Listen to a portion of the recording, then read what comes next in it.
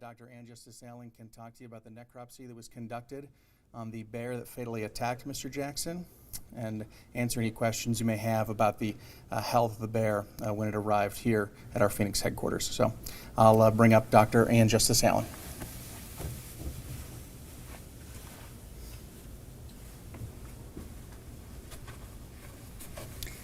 Good afternoon. While I led the necropsy, I had a number of very able assistants giving me a hand. We used a standard necropsy protocol for wildlife, beginning with the examination of the external portion of the animal and progressing to the internal organs. What we found was a large, healthy male black bear. Based on his fat stores, he was in really good nutritional condition. He was a mature male. We didn't find any signs of disease. The only injuries that we really detected were the gunshot wounds that were used to euthanize this animal, either of which could have been immediately fatal. We did find within the stomach of the bear tissues consistent with Mr. Jackson's injuries, and we did remove the brainstem and send that to the health department for rabies testing, and that test was negative. We also found in the stomach some normal black bear type food, some vegetation, and seeds that we would normally see a bear feeding on. We have tissues submitted to another laboratory for microscopic exam to confirm the lack of disease in this bear, but to all intents and purposes, he appeared to be a very large, healthy male, mature, probably 7 to 10 years of age. Was the bear tested for any other substances or any other materials that it might have unnaturally consumed? We have tests pending right now. We don't suspect at this time that the bear had gotten into any kind of material that would cause this behavior.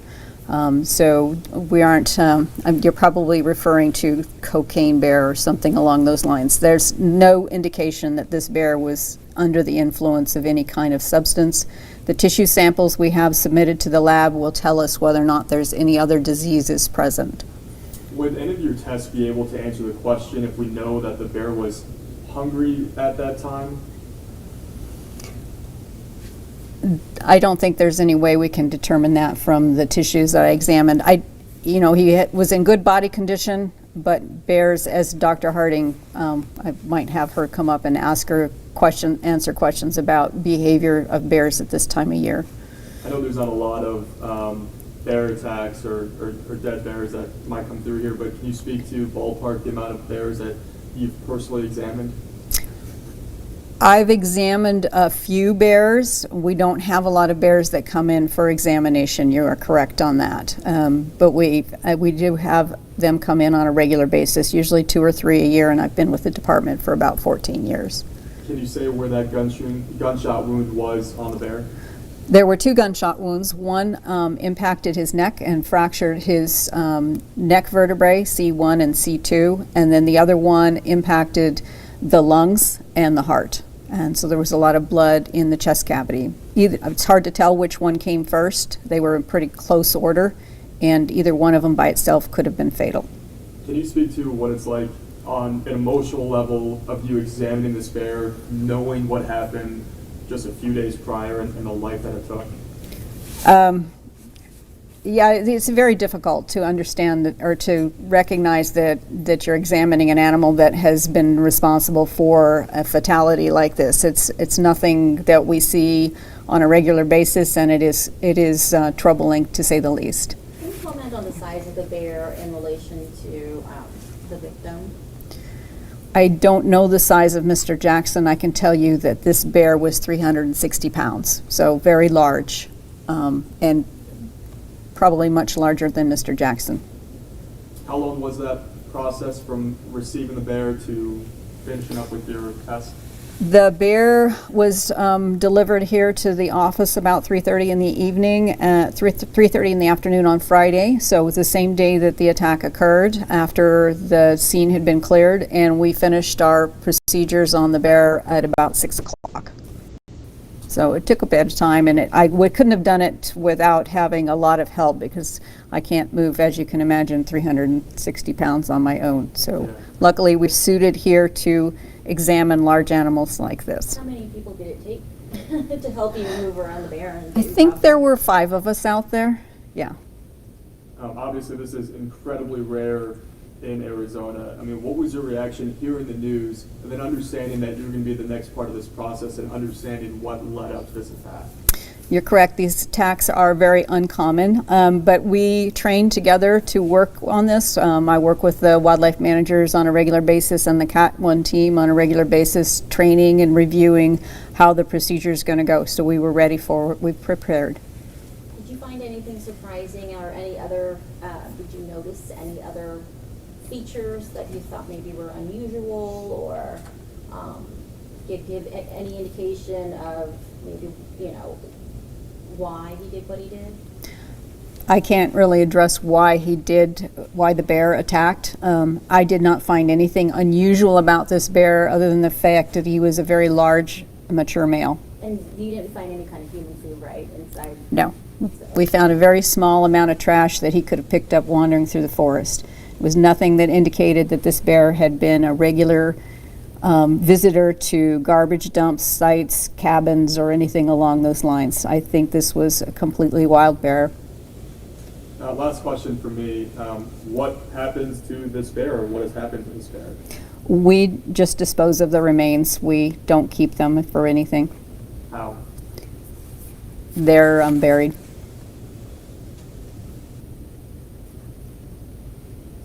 Any other questions? You have Dr. Harding, would you like to come up and talk to people? Did anyone have any questions for Dr. Harding? For Dr. Harding, yeah. Yes. Thank you. Hello. Can we have your name and spelling, please? So I'm Dr. Larissa Harding. My first name is Larisa. Last name is Harding. Dr. Harding, with the facts as we know them now, I mean, is this a rarity among rarities with this bear attack and how the facts stand now? Well, bear attacks in general are fairly uncommon. Bears are predators, so they do eat meat, but they eat a variety of other things as well. They're omnivorous, so they typically forage more on nuts, berries. They will take deer fawns, elk calves, domestic calves, whatever they can get there, but human attacks are generally very uncommon. Usually we hear about human attacks, you hear maybe there's a food factor, maybe there's cubs involved. In this situation, it appears neither of those factors were the case, and it's being called a completely unprovoked attack. I mean, that is correct. I can go back to, bears are predators, and so they're naturally curious, they're naturally very opportunistic. And a big male bear like this, by all indications from the necropsy, was a very healthy individual. So it was not somebody it was not a bear that was struggling to make a living in the wild. And so by all appearances, it's an unprovoked attack on a human. Could the location of where Mr. Jackson was, I don't know if I know bears like sleep in dens, I don't know if they sleep in the same one, or could that have played a role maybe? Was he territorial? So bears generally have home ranges, and adult male bears have larger home ranges than the adult females with cubs, if she's got cubs. And male bears this time of year are roaming across several female ranges looking for potential mates as we come into breeding season in July. And so doing that, they may encounter other male bears. They may be aggressive towards each other. They're not typically aggressive towards humans in this case, but they do get aggressive towards each other. Bears are carnivorous in the sense that they are cannibalistic. A female will eat cubs if she's stressed enough. Other bears will kill cubs and other bears to eat them. So I don't suspect that he felt that it was territorial, but I can't speak to the bear that way. And so I would just say that the bear probably felt comfortable in that habitat. My understanding is that the area was rather wooded, forested, and still rather wild rather than being developed. And so the bear probably had every reason to believe that it was wild and acting as a wild animal in a wild place. So the bear wasn't in the wrong place, it wasn't in the middle of town in that sense. But certainly the event is unfortunate and very tragic. I guess what I'm alluding to is we always try to find reasons as to why something like this could happen. But from kind of what I'm hearing from you is like, you know what, this is Mother Nature and sometimes it's unpredictable and this is the way it goes. Yeah, we always stress that bears are unpredictable. I think people get misled by the Disney notion of the Pooh Bear, and bears are omnivorous. They eat meat, they seek out meat when they can get it. Bears this time of year are coming out of the dens and going into winter foraging, eating on berries and waiting for elk calves and deer fawns to drop to feed on those when they can. And as they go into the fall, meat sources and nuts in particular are the sources of protein to put on weight to survive the winter again in the den if they're hibernating. And so a bear's thoughts are almost always on food, and wherever they can get it, they'll take it if they think they can get it. And what's the difference? Is a brown bear, can that be found in the area, and is that less dangerous? Because there's a social media thing going around showing people like playing dead and a brown bear just passing by. Yeah, there's a lot of misconception. Black bears are the only species of bear that are found here in Arizona, but black bear is a misnomer in the sense that they can be brown colored, cinnamon colored, blonde colored. There are even instances of white bears that are in places across the U.S. And so a black bear is different from a brown bear. You also hear about brown bears being referred to as grizzly bears on the interior states, and that's a separate species. We no longer have brown bears in Arizona. Historically, through the 18th and 19th century, we had brown bears that came as far as Arizona, but those were extirpated a long time ago. So anything that we have now is a black bear, and safety around black bears in particular, because they are the smaller of the two species that we would most commonly encounter across the U.S. I can give you safety tips that I will tell you always, always, always, always fight. If you can avoid the bear and keep distance between you and the bear, that's the best thing to do. But if a bear does charge or get aggressive, a person should always fight back. Throw sticks, throw rocks, get big, put your arms up, wave, scream. Never run. That kicks in the instinctive predator response to chase you, and you will never outrun a black bear. So Don't play dead. don't run, and absolutely don't play dead. You should always fight. There are sadly instances in history in the last 50 years of black bear attacks, not here in Arizona, where people played dead and were pretty badly mauled and maimed, and could have been avoided if they had just fought back. Most bears, black bears in particular, generally are very secretive, very shy, do not want to encounter humans, don't want to deal with us. The bears that typically get into trouble, as the gentleman here relates, are the bears that are more habituated. They're common. They look at humans as a source of food. They're comfortable around humans. They've lost all fear of humans. And those are the bears that we really have to worry about. And so, anything that we can do as a general populace to keep bears wild will keep them safe and keep us safe as well. So Dr. Hardy, we know that Mr. Jackson was sitting in his camp chair outside, enjoying a cup of coffee when this attack happened. Do we know, based off your expertise, if this black bear was stalking him or came from behind? Is that typically the behavior that you see in bears? Typically, most of your large carnivores are going to try a stalk and ambush type predation pattern. The lions and bears usually go for the throat or the neck and the head. That's obviously the quickest way to immobilize any prey item, whether that's a deer or a human in this case. And so that would not be out of the realm of the bear's behavior as far as a predator goes, for where it would attack a potential prey item. And lastly, with this case, when you first heard about it, obviously it's extremely rare. We've only had 2 bear attacks since the late 80s that have been deadly. And when this came across your radar, your phone, your email, and you read about it, what was your reaction hearing about this based on what you know in this field? It's obviously not a pleasant experience. Tragic for the family, and you know, I hate to see any bear suffer like this. And I don't make light of the family's suffering, but I hate to see a bear that I feel like was not acting as a normal black bear. That causes me concern and certainly does no favors for large carnivores being on the landscape. And I'm somebody that really enjoys seeing the occasional bear out in the woods at a safe distance, and so yeah, it was hard. It's not easy to hear the details. It's not easy to see the evidence, but thankfully these are really uncommon experiences and occurrences, and so the hope is that, you know, folks come away with learning and realizing that you do, if you live in bear country or you hike in bear country or you camp in bear country, you have to take precautions and you have to take those very seriously.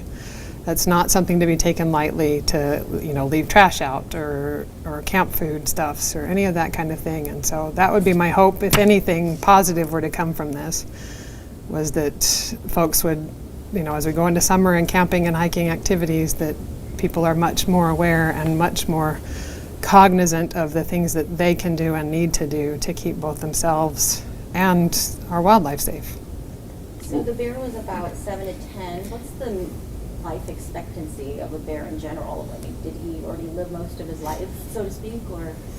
A lot of our adult male bears across the West, probably their average lifespan is no more than 10 years, I would say. So he was on the older end of that spectrum. We have had females in several instances reach the high teens, even females having cubs as late as the high teens. But some of our longer lived records across the West are 20, 21 years of age. So, but that's not the typical. Most male bears and most bears in hunted populations, like we have in Arizona, their average lifespan is probably 8 to 10 years. Oh, so he was toward the end. Yeah. Yeah. Any other? Thanks, The Dr. weight of the bear? 366. Yeah, 366 pounds. So he was on the very large end of the spectrum for an Arizona bear. So, He was an older, fatter bear, basically. like I said, and like Dr. Justice Allen said, every indication was that he was healthy. He was not suffering and, you know, looking for the next desperate last meal. He had good fat on him, and certainly coming out of the den and in this period of time until the fawns and the elk calves drop and the berries come on and the nuts come on later. This time of year, most bears are eating grass and ants, and it looked like maybe he had food stuff called bear corn in his stomach. That's a native plant. And, you know, those things aren't super nutritious, but the fact that he was so large already said that he was in good shape. He survived the winter in good shape without perhaps eating as much as he might have in the summertime. So, Any interest, I guess, in doing more research on the carcass, or I don't know. I mean, as far as like, I mean, I get that the body is going to be buried, but it's such an unusual case. I didn't know if there was any push to kind of maybe try to study further, or. well, I could defer to Dr. Justice Allen, but I would say that our necropsy team is pretty thorough. Like they look, you know, they start externally and then they take pictures and document mouth condition and external conditions, everything from is the fur ragged and looking like he's suffering to, you know, a nice healthy coat, and then they peel down through the layers, as you may, and look at fat condition on the body under the skin, and on top of the, you know, the muscular condition. They looked for broken bones, evidence of past broken bones, where, you know, we've In the past, some bear attacks, those bears have shown old injuries or other things that compromise the bear's ability to hunt or forage, and this bear didn't have any of those indications. He looked healthy and whole, so. Okay. Thanks, Dr. Harding. Thanks, everyone.